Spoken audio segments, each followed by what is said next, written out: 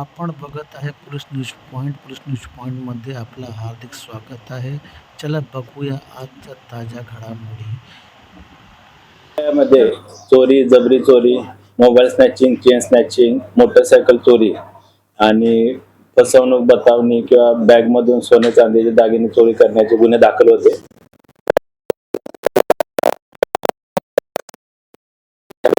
Police उपनिरीक्षक शिरसाट आणि त्यांची टीम करत होती, ज्यामध्ये त्यांनी एकूण 24 गुन्हे उघडकीस आणलेले आहेत, ज्यामध्ये एकूण 52 लाखाचा मुद्देमाल हस्तगत करण्यात आला आहे, ज्यामध्ये 32 तोळे सोन्याचे दागिने आहेत, 5 मोटरसायकल आहेत, एक फायरआर्म अग्निशस्त्र, एक राऊंड आणि चाकू असा मुद्देमाल जप्त करण्यात आलेला आहे. ज्यामध्ये 2 पुरुष आरोपी आणि 2 महिला आरोपी यांना अटक करण्यात आलेली आहे.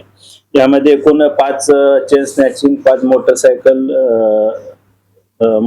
चोरीचे गुन्हे, 4 मोबाईल स्नॅचिंग, एक फायरआर्म आणि इतर 9 चोरीचे गुन्हे असे एकूण 24 गुन्हे उघडकीस आलेले आहेत. ज्यामध्ये सईद खान आणि स्वप्नील माधवानी या 2 आरोपींना जबरी चोरी, मोबाईल स्नॅचिंग, चेन स्नॅचिंग मध्ये अटक करण्यात आलेली होती. या दोन्ही आरोपींवर पूर्वी सईद खानवर 12 गुन्हे आणि स्वप्नील माधवानी याच्यावर एकूण 10 गुन्हे दाखल आहेत. त्याचबरोबर सईद खान पाहिजे आरोपींचा पोलीस कोठडी आजपर्यंत आहे. त्याचबरोबर 2 महिला आरोपी, एक संगीता पिटकर आणि सुरेखा गायकवाड या सध्या न्यायालयीन कोठडीमध्ये आहेत. याबरोबर या आरोपींनी ठाणे आयुक्तालयाबरोबर नवी मुंबई आणि इतर ठिकाणी सुद्धा काही गुन्हे केल्याचे निष्पन्न झालेले आहे. त्या गुन्ह्याचा तपास गुन्हे शाखा घटक 1 ची टीम करत आहे.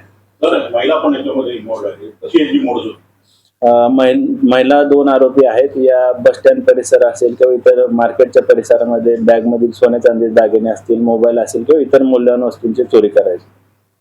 तर कशा प्रकारे हे टार्गेट सेट करायचे आणि कशी म्हणजे टार्गेट असायचा आणि कशी मोडस होते? हे जे सईद खान आणि स्वप्नील माधवानी आहेत, हे जबरी चोरी करत होते, चेन स्नॅचिंग आणि मोबाईल स्नॅचिंग. त्याचबरोबर संगीता पिटकर आणि सुरेखा गायकवाड या गर्दीच्या ठिकाणी गर्दीचा फायदा घेऊन त्यामध्ये चोरी करतात.